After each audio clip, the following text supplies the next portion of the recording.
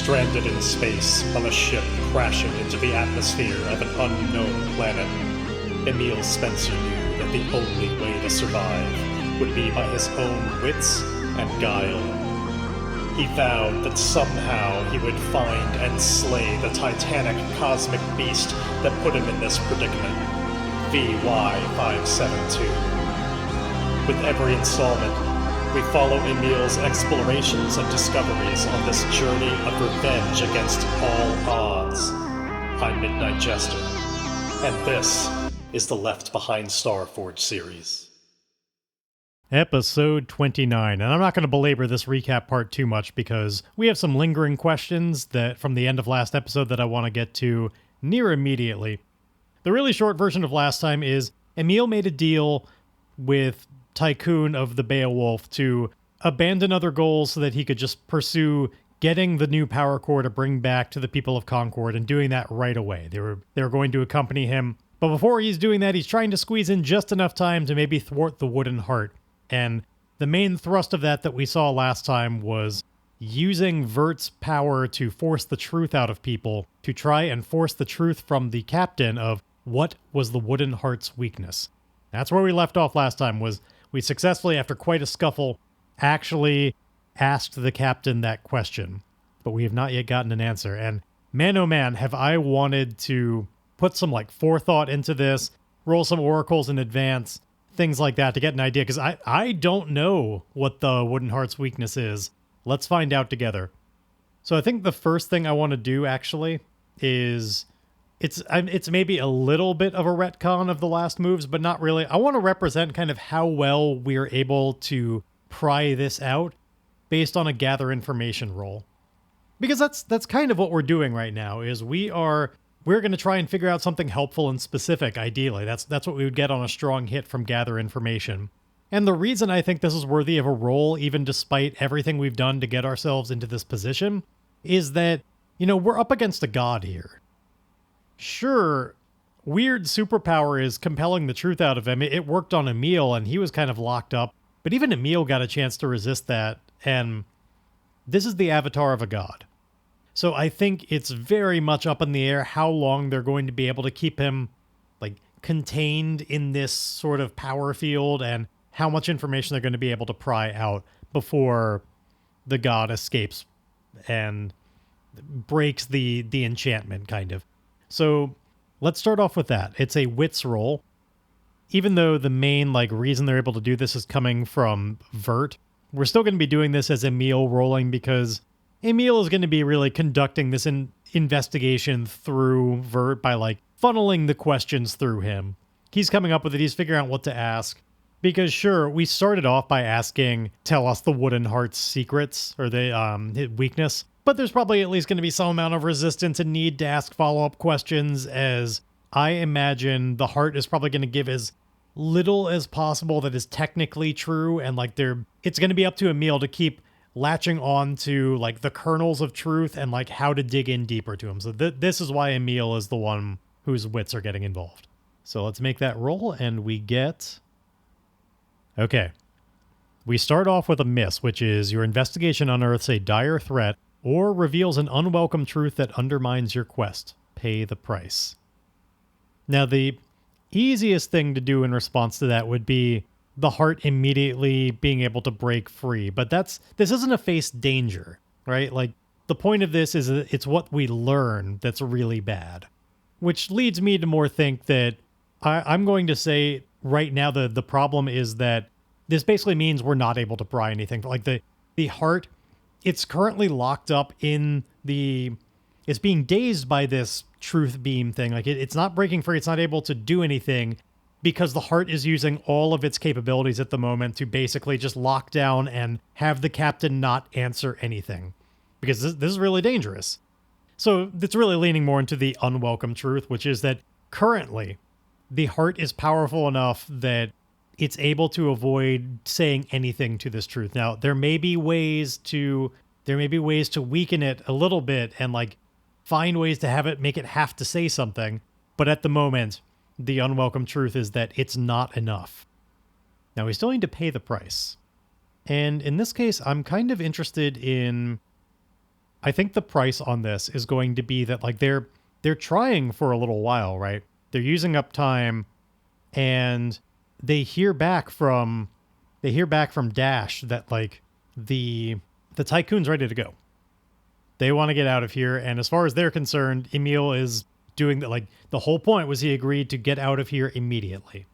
And so that's the pay the price, is they're out of time. So once again, Emil is torn, because in this moment, they have the captain locked up in this ray. He could try and find ways to stall things with the ship, but he can see on Vert's face, like, there's only so much longer he's going to be able to hold this out. Emil needs to buy some time, but he recognizes that in order to do that, he's going to have to abandon this. They're going to have to let the captain go, seal him back in his cell, and that's just what it's going to have to be. So I'm not going to make a roll out of this. I think there's enough of a, like, captivating factor right now that they're able to kind of get the captain back in the cell without him being able to do much. He's just so locked up by it all. So they're able to do that. They close him in the cell. Vert's power ends, and Emil kind of curses, like, God damn it. We were so close. We had him. Yeah, well, now I guess you're going to have to just focus on what you promised you'd focus on. And Vert kind of storms off. Shit. No, this isn't over. He's, like, pacing around a little bit, thinking for a moment. Meanwhile, still getting messages from Dash, like, all right, they say they're good to go. Like, get back in the seat. They're ready to head out. And Emil's like, hold on. Turns to Fern for a moment and promises once again, like, this isn't over. I'm still not abandoning this. Still have faith. It's not over until I've given up. And I'm not giving up. He, like, tromps off towards the cockpit to be able to speak with the Beowulf and coordinate this whole thing. So the plan is, he knows something that he thinks the Beowulf doesn't even know about. Maybe. He knows that the engines have a radiation leak that he's been able to determine mean that they're not so able to make these jumps when moving through space nearly as quickly or as easily as his ship would be able to do. It's damaged.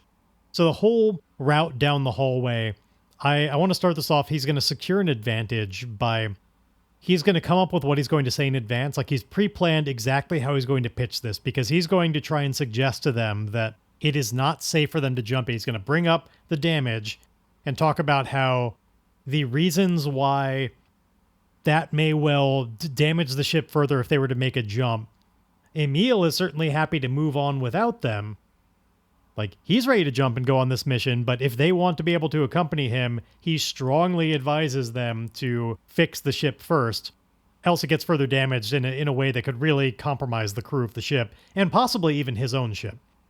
So, like, he's coming up with a way to back that up, the way to kind of demonstrate that scientifically of, like, what sort of chain reaction might happen or whatever, so that he is ready to just lay this down and lean into the idea of, like, obviously he's going to claim, like, it's a little bit of a swindle. He is going to claim that he's ready to go, but he knows that they're not going to want to let him go without, like, the whole point is they have to accompany him.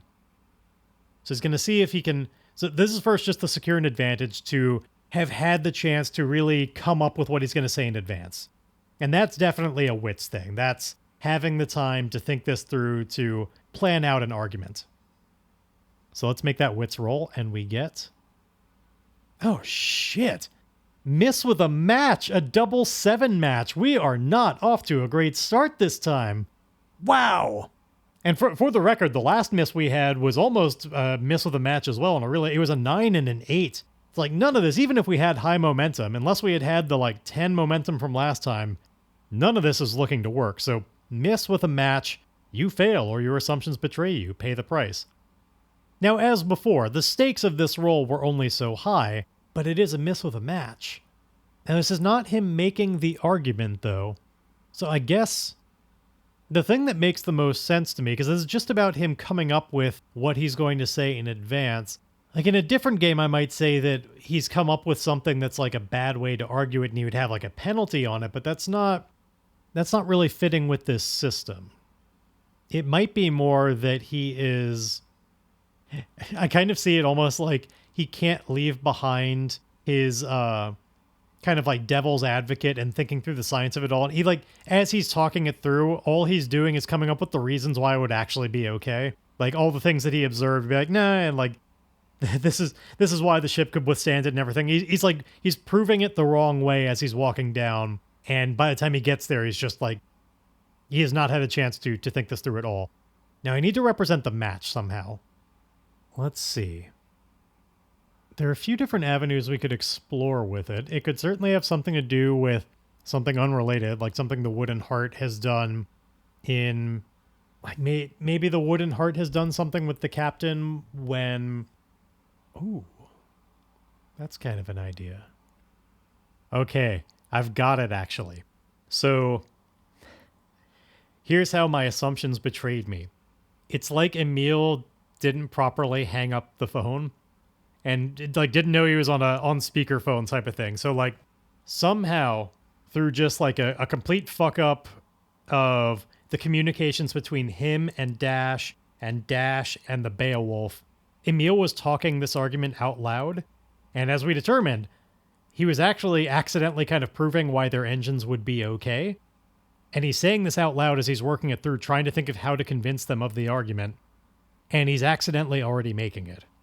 That's why this is a miss with a match. Like, he thought he'd have a chance to practice and plan for this. He's coming up with the wrong stuff, and little does he know, they're hearing that right now.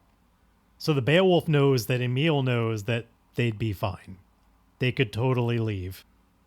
Emil doesn't know this. That's the real miss and paying the price and everything. So Emil gets into the cockpit, thinking that he's going to have to think on his feet of how to sell this, but he tries anyway. And I think because of that pay the price and the effect of the match and everything, I would have made this as a move, but I don't know if Emil really has an opportunity. I'm trying to think, like, is there any respectable chance that Emil could convince them, having heard all of that, is there anything he could say that would get what he wants out of it? And I don't think there is. I don't think Emil would have a way to... It's not worth rolling when there's no chance of success. But Emil tries in this way. He delivers his argument kind of awkwardly because he never came up with exactly how to put it. He's stumbling through it about like, and like you never know with engines leaking like that. It could be coming from a lot of different sources. It's just a real crapshoot. I don't know if I don't really think it's advisable for you to move forward like this. I think I could go right away, obviously, but I think you should at least take the time to look into it, is what I'm saying. And there's like a pause on the other end, and then we hear from Tycoon, who says, "It's curious the way that you so quickly go towards lies and manipulation." I'm sorry? "Emil, you know well that these engines would work fine with the jump." And then, like, I don't know the technobabble that he'd be saying, but Tycoon basically quotes back the exact thing that Emil said when he was talking it out to himself that demonstrates why it would be okay. He, like, parrots that back as, like, exactly quoting Emil. And then that's when Emil notices, like, the comlink connection and realizes the mistake. And Tycoon goes on to say, "It sounds like you're trying to back out of a promise that you just made to us.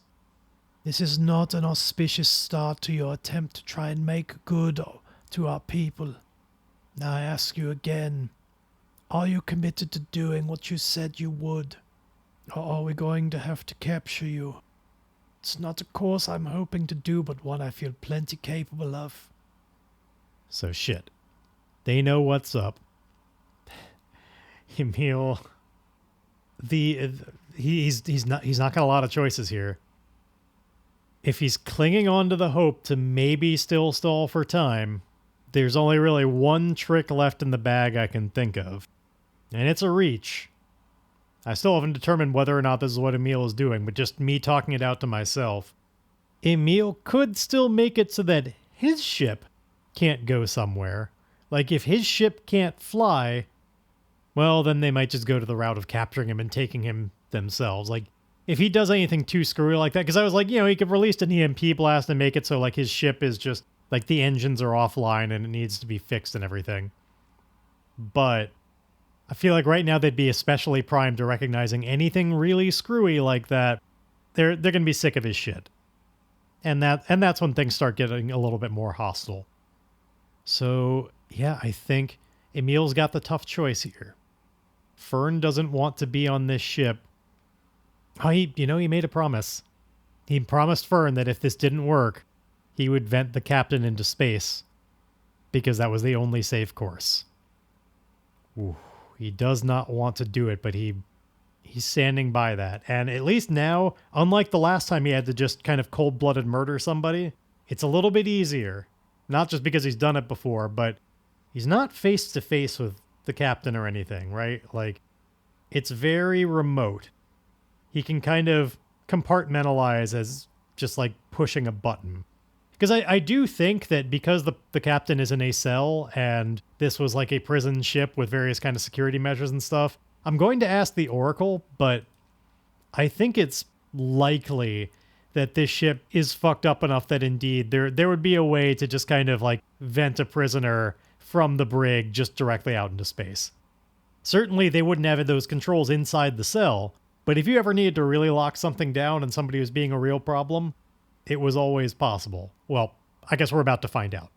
So asking the Oracle with likely, is Emil already set up to, like, could Emil hypothetically just vent Zoya directly into space, directly from his cell? Yes. Yes, he could.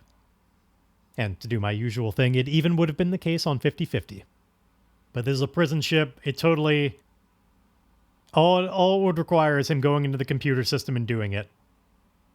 And so Emil just says on the comms, I will prepare to jump. Just confirming the coordinates to you. And like what Emil is doing is like he's already seen the coordinates. He knows it's all right. He's like checking them and reading them slowly. Multitasking here. He's covering up that like he is in the process of actually accessing the system to just vent the captain into space. And once again, I don't know that really requires a roll. I'm trying to think about the like chance that this could fail, like that has anything to do with what Emil is doing anyway. I guess here's the reason I'm going to make it a roll. In theory, if Emil were not like careful enough with how he's doing this, if he like didn't vent long enough, like maybe the wooden heart has the captain holding on well enough to just like withstand the vacuum, and then Emil closes it back up and he's still in there. So yeah, let's make some rolls out of this, because there's definitely that chance. He's got some supernatural strength behind him. He could totally hold on to something. So the first thing I'm going to do is I'm going to try and secure an advantage here. And this is unfortunately deception, stealth, or trickery. This is a shadow move. This is representative of Emil's kind of like stalling tactic of like giving him enough time to have like fully vented before jumping, because I think it would be a very bad idea for the ship. Like it would go very wrong if you jump while there's still an open vacuum like that. Like while they're with an opening like that, it could go very wrong. You want your ship, I think, fully contained, and that there's something of like a warp type bubble that forms around. Like you don't want to be doing both at the same time. So he needs to properly do this slowly while not calling attention to it. So let's make this secure an advantage with shadow. Boy, I wish this were with something else. And here we go. Okay, we at least get a weak hit on this. That's something. I could take the one on my next move, but this next part I expect to be able to do pretty well. I mean, this is going to be a wits that probably benefits from my tech asset. So I'm going to take the momentum. We need to start working on it. And we kind of are building narrative momentum here. Oddly enough, momentum is rising as we are stalling, but it kind of works out. So yeah, he's like reading it off really slowly, like just confirming that the jump coordinates that we are heading to don't want to wind up in separate places, but hold on. pulling it up, like all that kind of stuff, and then reads it off and like incorporates a little bit of like he flubs at one point, so sorry, correct that, and like goes back and says it again, being very exact and very methodical in ways that keep stalling as he's pretty quick with the computer part, but he has to cover up the how long do I leave this open and all of that. Because I think he also, nobody else was around when he told Fern his plan. I don't know that he wants to make it clear to anybody else that he's in the process of committing cold-blooded murder. I think he'd like that to be a conversation for later, if anything, or maybe even a big mystery of, oh my god, what happens? But he does not want it to be obvious what he's doing while in the process of convincing people from this society that he's a good person. So let's do the face danger. This is... I think this would indeed be wits with the tech asset, because it's the observation of knowing like how long to keep it open and sensors of maybe that like, oh, yeah, we just detected a small object has left the ship, or at least is no longer in the cell, things like that. It's his wits of being able to divide his attention like this. And that's really what's going on, is how well can he multitask and like say one thing while thinking about another completely. And then, yeah, his computer skills are going to help him on this. It's maybe a little bit of a stretch for the tech asset, but it's related enough, and we've been rolling terribly today. I'm gonna be nice to myself. Not quite enough to get a strong hit, but we did get a weak hit out of it. So you succeed, but not without a cost. Make a suffer move. I feel like by far the suffer move is going to be to his spirit, because again, he does not feel good about this at all. He is successful, but he is not able to compartmentalize enough the idea that this is for the greater good or anything. Like, all he is thinking about is the fact that it's what he said to Fern long ago. Like, he doesn't really necessarily believe that Zoya is a problem outside of the influence of the wooden heart. And he is just resigning Zoya to, as far as he knows, to die.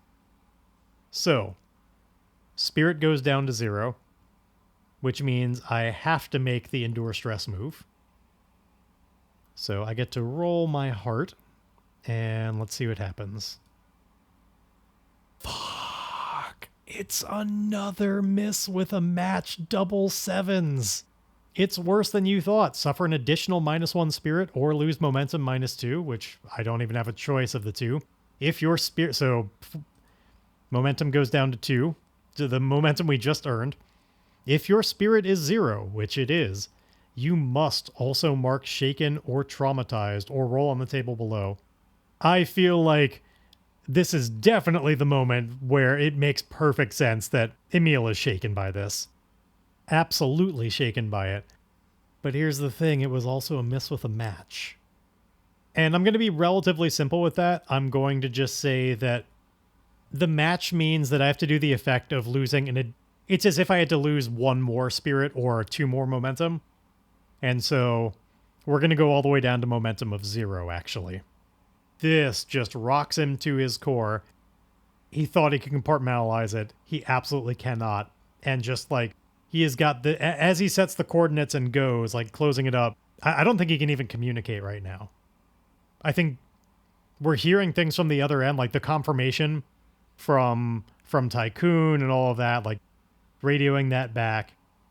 And Emil just suddenly just goes silent and then just sets the coordinates and jumps away. Now, there is some good news here. Not a lot. I do think that despite all of that, this is definitely worth a pip of progress on ridding Emil and Fern of the wooden heart. Very directly. The problem is that this is definitely not ridding forever of, like, the wooden heart. It certainly is ridding them of Zoya for the moment, though, again, under the influence of the wooden heart, like, who knows what he might be able to survive out there. They're in a debris field. Like, the wooden heart might be able to give him, like, just enough to get inside the nearby habitation module, because, like, they're right by it. They basically haven't left. I'm basically just narrating out exactly what's happening here. Like, that's why this vow isn't over. It's over enough to make Fern happy, but it is not over. And maybe that's even part of why Emil is shaken, is not only the murder, but, like, he's reading enough information on there on the sensors to see, like, it's not just that he was vacuumed out into space, but he can read on the sensors, like, that little blip that got lost totally went over to the habitation module, totally went inside, got inside. Emil knows that there's going to be more to this, and what's more, before he had this person imprisoned, he had some kind of control over the situation. He had eyes on the wooden heart and its avatar. Now he doesn't have any of that. And Emil knows that the wooden heart itself is in that debris field. It was always trying to get the captain over to him. He done may have really fucked up here. Now, there wasn't a lot in the habitation module, but it's probably a spacesuit or something in there. I'm not going to roll for it because, I mean, this is what's happening with an NPC, and, like, of course it's going to go that way. All of these things are going to happen. In fact, I think that it would be very fitting to, kind of like making amends to the people of Concord with a big gift of a power core, there is very much an antagonist that is opposing this goal now. Emil's basically just giving him the keys. So let me bring up Delve again. I don't have it up right now to remind myself exactly how to set up an antagonist and make this an opposed goal. Okay, I've got the page up. Introducing a threat. Now, ordinarily you do this when you swear the Iron Vow, but we're being a little bit loose with this and just taking from it, but you can optionally associate a threat with that quest. The threat is the person, being in this case, faction or situation responsible for the problem that motivates your vow, or is the adversary most directly opposing you in the fulfillment of that vow. The Wooden Heart. Not every vow will have an associated threat. Save it for dramatic and important threats in your world. I think this one definitely qualifies. It's kind of funny, like, our epic vow against, like, this other great cosmic force, that's not opposed. The VY572 doesn't have any clue that Emil, like, VY572 doesn't care about Emil. It has no time to imagine that some human is trying to kill it.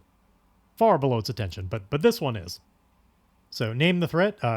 We have the Wooden Heart. Consider the threat's goal. What does the threat hope to achieve, or what situation will come to pass if you can't stop it? This is the threat's goal. Now, similarly, I don't actually think that, like, the Wooden Heart has got bigger goals than Emil Spencer. It's not this whole revenge thing. It doesn't care. It is a patient and, like, long view kind of godlike entity. And it does not see Emil as a threat. So I don't think it's going to have a Valkyrie-like threat of, like, get revenge on Emil Spencer, kill him. Like, Emil was just in the way. Its real goals, though, it's had all along. The ones involving the cat, like, it's kind of a multi-part thing. Its goal is to come back in this world for real. Like, as itself. Like, right now, it has enough power to kind of influence a believer and the god. Like, it needs to be fully awakened. And more than that, I think it's kind of, the real goal is kind of like what it's going to do once it is. Because I think the awakening process may not be that long of one. We know that it kind of, I alluded to this a long time ago, that it was kind of tempting the captain with the idea of a kind of, like, if being hooked up to a spaceship and being able to manipulate, like, opening up portals and stuff to be as a means of long distance travel. I think the Wooden Heart, I'm kind of coming up with the lore now because I've never really thought so specifically about it. It's just been this vague entity, but perhaps it's sort of an entity from another reality, and, like, these portals are going across, like, different universes and stuff, right? Like, or I say right as if that's anything we've established before, but I was thinking about this earlier, where the Wooden Heart is perhaps something like almost like the Gaia of a thorny, brambly planet, and I think the Wooden Heart's goal is to bring that planet into this world where its true believers exist. Because I think it was a god in a different reality that somehow, like, they did something that brought, like, this Wooden Heart is a seed almost. it's the piece of their god from their reality that was like carved out. I'm just spitballing here, but I'm loving this, so I'm going over. So the full god is in this other reality, and they did this whole big ritual to like take the wooden heart itself into a sort of dormancy and send it on into another reality as part of their own scientific process. I don't want it to be just all explicitly like simple evil, like, oh, they're going to come and conquer the galaxy. There may be elements of that, but it's more complicated. It's more like, if you were to ask them, it's kind of this pseudo-religious scientific discovery thing. Like, this is their ticket to exploring other realities, to like confirming the existence of another universe. They do this ritual, like they don't have enough power to explore another reality of their own, but if they can plant the seed of their god in a new reality, which they found a way to do that at least, and then the god blossoms out of that seed into its full form, both working together, like the one from the old reality and the one from the new one, could bridge that gap in a way, kind of as a reward and all of that. And that way, that old planet, like the planet will kind of maybe even like exist between both realities. They'll have a way to go back and forth between them and be this whole new faction that could really change up a lot of things in ways I don't even know if I want Emil to succeed. This sounds fucking awesome, but I imagine even though it's not simply like it's just evil for its own sake, I do think it's probably still fair to say that this is a more malevolent force than a kind one. Still a group you would not necessarily want to have around here. So, all of those things I said, that's the goal. So the short version of this, we'll say, is let's come up with a name for that planet, but it's going to be to bring that planet into this reality. Thankfully, we have planet oracles. I think it would be, given the whole like evil I was talking about, this sounds like it's maybe that should be a tainted world. No, I actually like the idea. I think I want this to be just a vital world, just an Earth-like planet that's really, really developed in another reality. And we have a sample names table for vital worlds, and we have Sapphire. I like it. So yes, the threat on this is the wooden heart, and the goal is bring Sapphire into this reality. And this is kind of an interesting threat because I like actually that this one is less immediately about, like, it has nothing to do with Emil. It's not going to be, here's another force that's constantly sending people to fuck him up. We can deal with just one of those at a time. This is just kind of the background agenda, which is really what this is supposed to be about, of just, here's what's happening in the background if you're not dealing with it. And I like that a lot.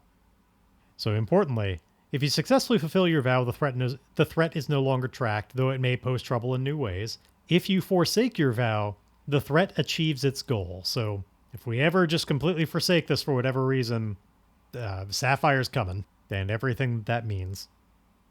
So like before, I'm going to represent this on my end with a 10-part clock because I don't have an appropriate delve sheet that has the little kind of like boxes that you fill in along the way. I think, like in theory, I was supposed to do this when I did the vow, right? I'm going to give it just one, but it's going to have one segment filled because its avatar has has escaped, right? Like it's got one little bit of progress as a way to kind of represent that it should have been sort of making progress all along. And that definitely was the type of thing that would happen if this threat were active. That's part of its goal. So, Emil's looking a little messed up right now. Got some really bad momentum. Health is all the way down. Spirit is all the way down. He's shaken. It's kind of a bad time. In addition, though, genuinely, like much as I want to give Shaken the opportunity to hurt a little bit, to like really, I want to respect that in the narrative is what I'm trying to say. But legitimately, we're now basically undergoing an expedition. Now, Anubis, we always had, it's been a long time since I've talked about kind of the layout of this sector we were in, but Anubis had two known routes that went to different sectors, like went out of the sector to a new one. One of them was coming from the Hidden Breach, the sector we were in before with Cinder and that whole mess. Cinder and Hyperion. And there was another one that we never defined where it went. It just went to some other sector. And for the sake of narrative convenience and not wanting to spend like too much time navigating from place to place just to get to this like shipyard that would have what Emil is looking for, I'm going to say that it's in whatever sector that leads to. So Emil is going to be able to just follow a known route to get there. So we're going to be able to just do the set a course move, not undertake an expedition. But even still, this represents a lot of time. There's a lot of downtime now, so Emil does actually have the chance to try and recover. And I think I'd like to explore that a little bit. Like, first off, the first thing that the first thing he would do is heal himself within the, like, he like sets the jump coordinates, and still, like, he's not talking to anybody. He's still just too distraught. It's on a kind of autopilot thing. Just walks out of the cockpit without saying a word. Walks over to the med bay. And just starts focusing his mind on tending to his wounds. It's something he can think about that's less... He can focus on the physical pain. Right? Now, we do have an asset for this. We're using the med bay to heal ourselves or another patient, so we can re-roll the action die if its value is less than our vehicle's integrity, which is currently 4. So let's try and heal ourselves. This is mending our own wounds, so we roll iron or wits, whichever is lower, and that's going to be iron. It's a shame that he's not in the talking mood. He can't get somebody else to help give him this care. That's part of how the shaken is going to hurt him. But let's see. Okay. We have a weak hit. I rolled a 1 and an 8 on the the challenge dice. There's no way I'm going to beat the 8. I rolled a 3. I could re-roll this die. Even if I somehow got a 6, it's not going to get any better. I guess, actually, I have nothing to gain, nothing to lose. If I rolled a 6, I would get a 7, and that wouldn't beat the 8 challenge dice. Now, I had nothing to lose because no matter what I rolled, I would beat the 1. But it is literally impossible for this to be anything but a weak hit. So I'm not going to waste everybody's time. So the care is helpful. If you are wounded, which I'm not, clear the impact and take or give +2 health. Otherwise, take or give +3 health. So I get the 3 health. However, the recovery costs extra time or resources. Choose one. Lose momentum or sacrifice resources. So lose 2 supply or lose 2 momentum. And I think I would much rather take our 5 supply down to 3 than take our momentum down to -2. I am, like, as a person, I am like allergic to getting negative momentum. I don't like it at all. It is a death spiral that I do not want to get into unless forced. And it may well be forced later, but right now I want to avoid it. We will leave our momentum at 0. So he sits in there for a little while healing himself, but that's still relatively quick. And again, this is still a relatively long period of time. Enough that, like, ideally I would ordinarily do this as like a sojourn, but we're not recovering within a community. Yeah, there are a few other people on this ship, but that's not a community. Not enough of one. It helps that he has a bond there, but I don't think it justifies a sojourn. I think we have to be in an actual, like, population of people for that to qualify. But I need to determine now, like, how many moves am I going to allow myself to make? Because obviously if I keep doing this, I could just make everything fine again. I think I only want to allow myself the 1 recovery move, and I focused on health. Because I don't want to cheese this too much, I am going to allow myself to make another move, but not another recover move. That feels too much like I'm just sort of backdooring my way into a sojourn, which is a way to get to make multiples. And as I said before, I really want to feel the fact that he's shaken right now. Because I'd love to make the Hearten move. We could just socialize with Fern, and Fern could help him, like...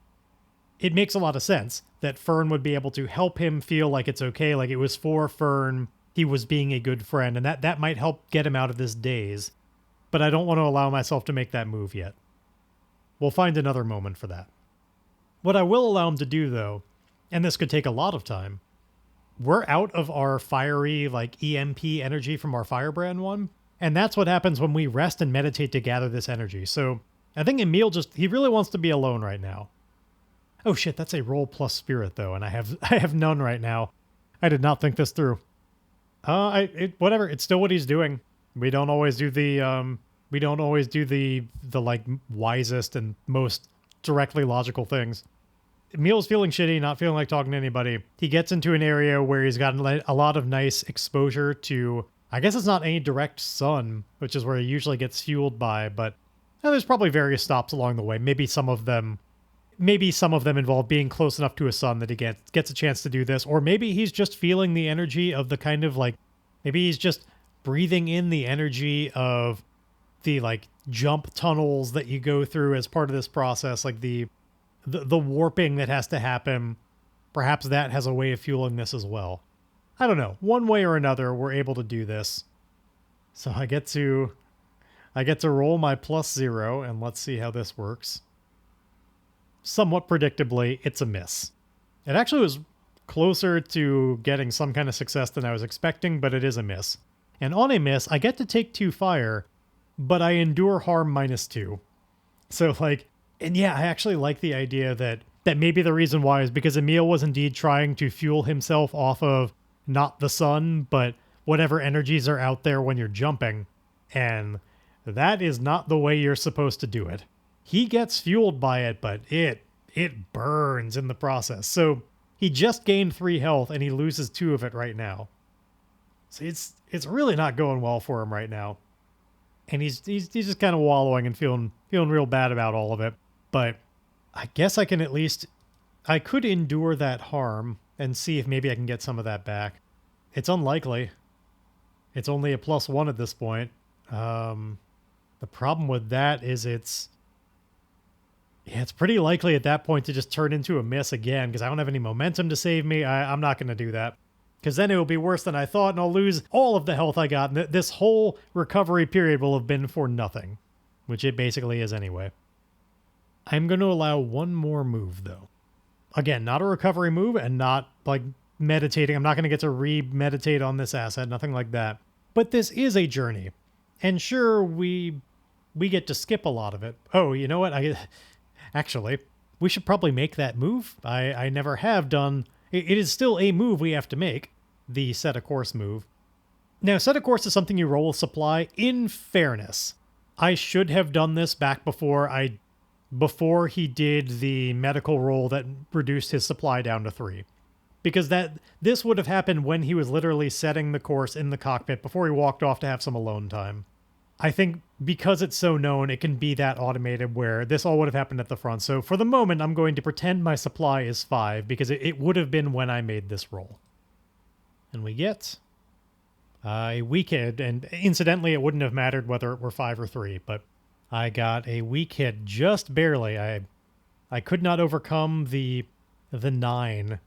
I matched it. So on a weak hit, you arrive but face a cost or complication. Choose one. Either suffer costs en route, which would mean a suffer move -2, or 2 suffer moves -1. And that's not... We're not really in a great place to be doing a lot of suffer moves right now. I really don't want to do that. So the other option is face a complication at the destination. Envision what you encounter. We're going to envision this now, but I was going to say that I wanted to explore like a waypoint along the way, just to like break up the journey and make it interesting. But the whole point is if you want to have waypoints and stuff, you undertake an expedition. That we always could have done that. I didn't make that choice. So we're skipping to the end here. There is a complication at the destination. Let's do this as there's a story complication oracle. And I want to get some inspiration on that. So let's see. Rolling the story complication, we get enemy unexpectedly benefits from your actions. Oh, that's interesting. I have something that's in mind, like that I've had written as just like a thing to not forget, but it's more related specifically to when he gets to the construction yard, the salvage yard, rather. So I don't want to pull that one out just yet. That's a complication I've had in mind that's less out of dice rolls and more out of just the situation at hand. So I don't want it to be that complication, even though it would kind of fit that description. Since we just made a new threat in the Wooden Heart, I think enemy... let's make it be related to the Wooden Heart.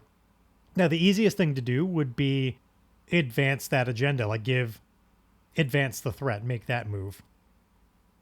Oh, and you know what? And technically, there are 3 triggers which can advance a threat. Time passes as you undertake lengthy expeditions or recover from your adventures. And we kind of are doing that anyway. So one could argue I should be advancing that threat regardless.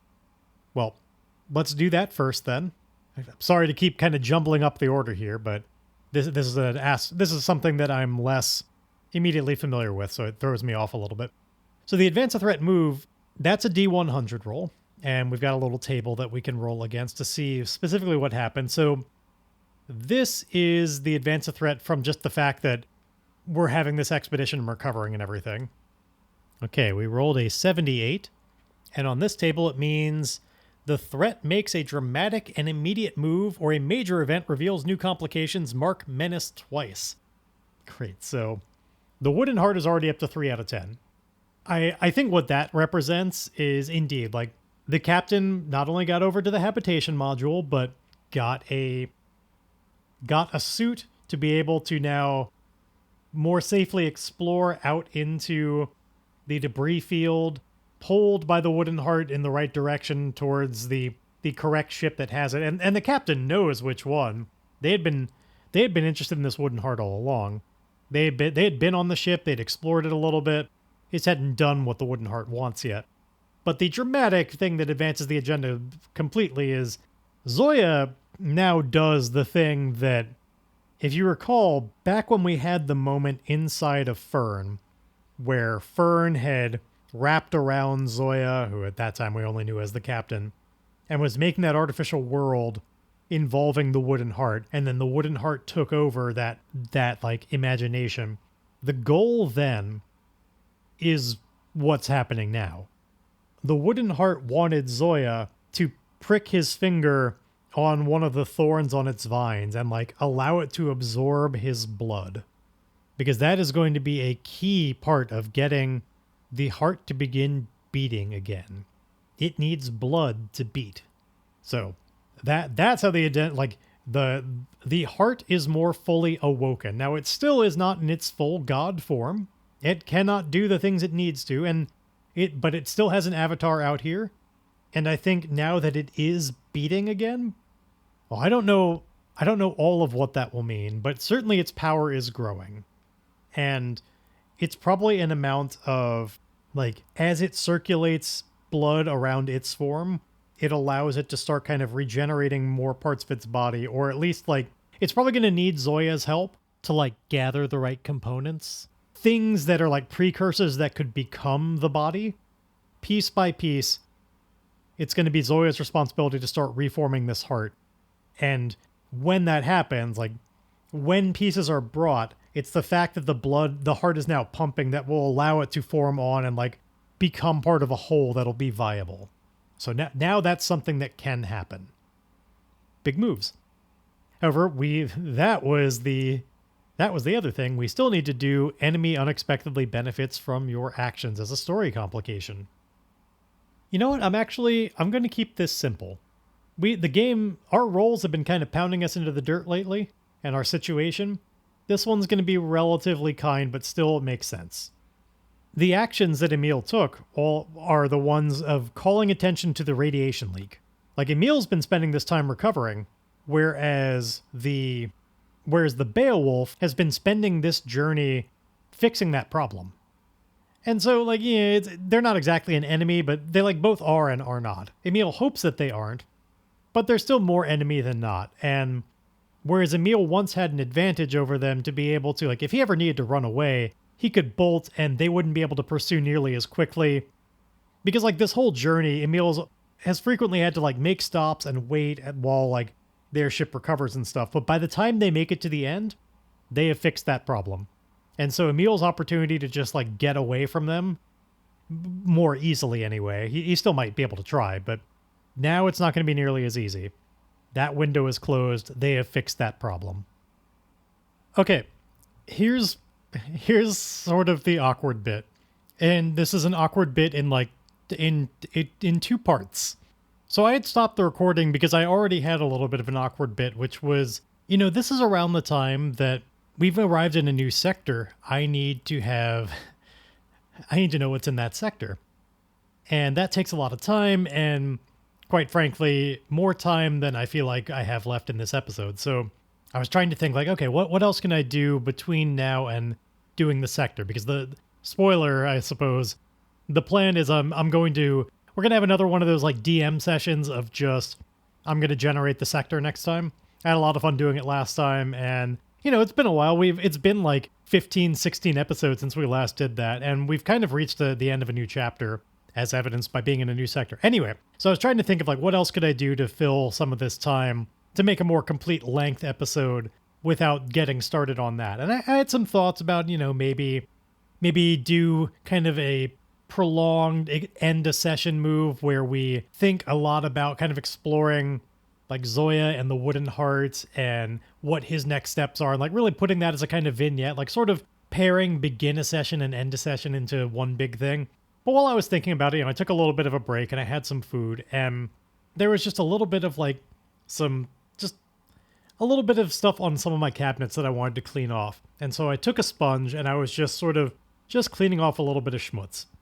In the process of doing that, so I have one of those like magnet bars where like the magnetic knife holders where it's just like a bar on the wall. And it's in a place that's like, it's very convenient. This has never come up before, but now I've got a new thing to think about. While I was taking a sponge and moving my arm up and down, this is a cabinet that's right next to the wall where those knives are. And I had my elbow cocked out enough that as I brought my arm up in this scrubbing motion, I brought my elbow directly up into a very sharp knife. I try and keep my knives very sharp. It's very convenient in some respects, but right now not so much. It doesn't take a lot to. This is a Chinese style chef's knife, so it looks a lot like kind of like a meat cleaver. Like imagine that, like a big long, just blocky, thick knife, and really cut my elbow in a way that it's not that bad. It's not that deep or anything. Like I'm fine. But simultaneously, it really wants to bleed right now, so I'm trying to just keep a lot of pressure on it, and that makes it very awkward to do things like make rolls in this game and stuff. Like I can talk and do a podcast just fine, but I was probably going to need to do some more moves and rolls and stuff, which is a little bit more awkward when one of my arms is constantly occupied keeping pressure on this. So kind of an abrupt, out of nowhere, awkward ending, but I think it's just kind of the reality of the situation. So, yeah, I don't know. I'll maybe indeed still do a little bit of that idea of taking a moment to recognize sort of let's reflect back on this sort of chapter, everything that happened once we got into the Forgotten Channel. Sort of a big long recap at the end as we remember. We started off, there's been a lot going on. In a way that, like if we start from when we got to the Forgotten Channel, we generated this whole place, and it's been kind of on this through line of getting Fern home, but we wound up, the Tyson wound up being much, much bigger of a deal than I was originally expecting. I thought that would be just a brief stop off, and then even at the time where it was kind of adversarial, it seemed like it would be just like a relatively quick problem. But it's been such a major driving force. All of the repercussions involving taking care of their problem with the captain has now just been like relevant in every session. It's like it all started with that, where like we still, I don't want to lose track of the idea that what was his name? The person that we basically helped pull off a coup. I think I have that in. I have some small amount of notes, not a lot of them, but no, it would take more time than I have right now to pull it back up, but there was that guy on board that's kind of the captain now, who seemed to have a lot of problems with Grudge. Let's not forget about Grudge, who came before this chapter, but Grudge is out there, but theoretically looking out for signs of VY572 for us. And we got the impression that mentioning where Grudge last was maybe not the kindest thing to do to her. Maybe the new captain might have some beef with her, because he was part of her old crew. Sorry, this is kind of rambling all over the place. I'm just kind of personally remembering all of this stuff. we had that whole situation and then took on the captain, and then that turned into the biggest real flub of this whole thing, a unforeseen problem where we were just, trying to keep the captain inside of stasis, inside of Fern, and Fern made the choice to keep the captain calm by showing him the wooden heart just like he wanted, and then that has turned into everything. Now a major adversary that is got their own agenda to bring in a world from another reality, and all kinds of stuff has spawned off of that. And it all started with, the wooden heart came as just a sector trouble, which when I was generating the sector, I think that was like the last thing at the very ends, where in my mind at the time, it was just kind of like an afterthought, just and then we'll just do like a sector trouble, just to give a little bit of flavor to these various places. But it's really just going to be all about the quick jaunt to get Fern home and maybe exploring these places. Boy, was I wrong. And that's part of what I love about this game, is it goes in different directions than you might be expecting. Like, I try not to plan too far out in advance or really think too much about exactly how things are going to go. Though, I'll be honest, to the degree that I thought about this session in advance, it definitely went in some different directions than I was expecting. The massive amount of failure at the beginning really steered this. Like, when I imagined this session, I was imagining that Emil was indeed going to find out a weakness of this wooden heart, do a little bit of stalling for time, and find a way to indeed either use that weakness to maybe destroy it in like kind of a haphazard, cobbled together way. Like, it was going to be with not a lot of progress, but at least some. Like, I was definitely not going to try and fulfill that vow on the 2 progress we had, but, 1 at the beginning of the session, which would have been literally impossible. But anyway, I thought he would find a way to either do that, or maybe even I thought there was a version where Emil might like come to bargain using that as leverage of like, hey, I know how to destroy you, so leave it. Like, maybe it would have looked something like that. It was vague ideas, not the way this went at all. Instead, just kind of a grinding Emil into the ground kind of session, which, it happens sometimes. Not everything can go swimmingly, and while I never want the game to be a full-on downer, sometimes it's got its low moments for our characters. But anyway, we had the wooden heart became such a huge thing in orbit around Anubis. We never even got to see Anubis. When we were first generating this sector, as we go through this sort of post-mortem, I feel like Anubis was the one I was most excited about seeing, and we never set foot. It's not to say that we never will. Maybe, like, at some point we're going to have to make our way back to actually deliver this power core, and who knows? Maybe there'll be a call to go to Anubis then. Probably for reasons related to the wooden heart. And, like, God, thinking in advance, I wonder how they're going to be reacting. Like, will there be things that the wooden heart does that the people of Anubis notice? And what will they do about it? Like, all kinds of questions permeate. And not questions for next time. I highly doubt there'll be questions that come up, but we never got to go to Anubis.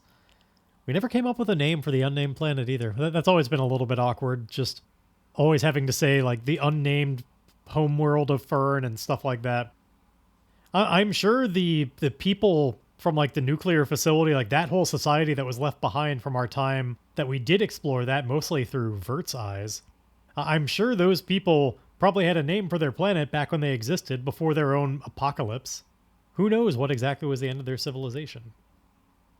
Certainly at this point, their planet is all kinds of messed up, and I actually did brainstorm answers to those questions. So unlike various other things, I actually do have ideas about what did happen there, but, well, I'm not just going to give them away for free. They got to come up in game, or maybe if you ask me really nicely, I'll tell you. But I somehow doubt anybody is just like itching so badly just to know that one little detail.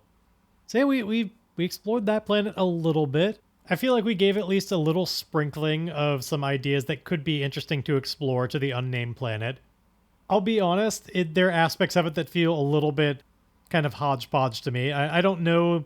It's a little messy, this sort of like apocalyptic planet that's just a wasteland and had human civilizations, but also like a few surviving creatures, but also this sort of like weird pharoid connection between all of these different caves and stuff. Like, it, to my sensibilities, it worked enough for what was necessary, but don't look at it all under a microscope. It may not be the most cohesive and sensible place, but whatever. It's, a lot has happened over these sessions, and that's just the really short version. Now, one thing that I always try and keep in mind and don't want to lose track of.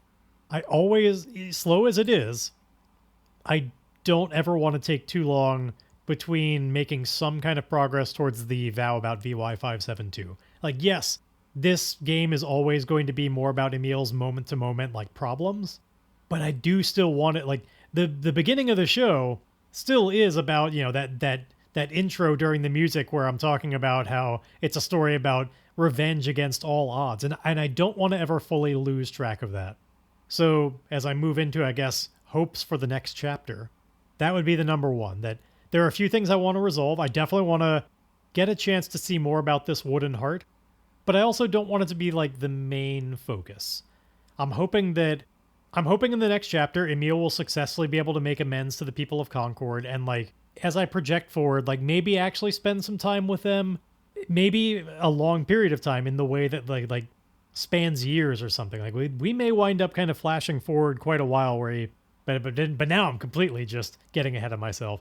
But like maybe spend time with people on Concord, but importantly, where I was originally going with this, be able to really get some focus on ways to find VY572 and destroy it. Potentially leaning into our asset that allows us to like make a long-term engineering project.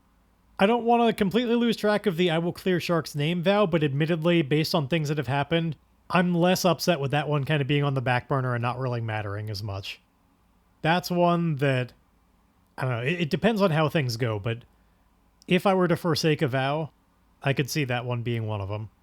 It's not anything I'm going to forsake right now, and there's no real reason to, but that one is definitely, like, it's on the sheet, but it doesn't matter as much to me as a player. The real key ones are never lose track of the Epic Vow completely. Right now, the Concord one, and then certainly we'll get back to the problem of the Wooden Heart. But that's all stuff for next chapter.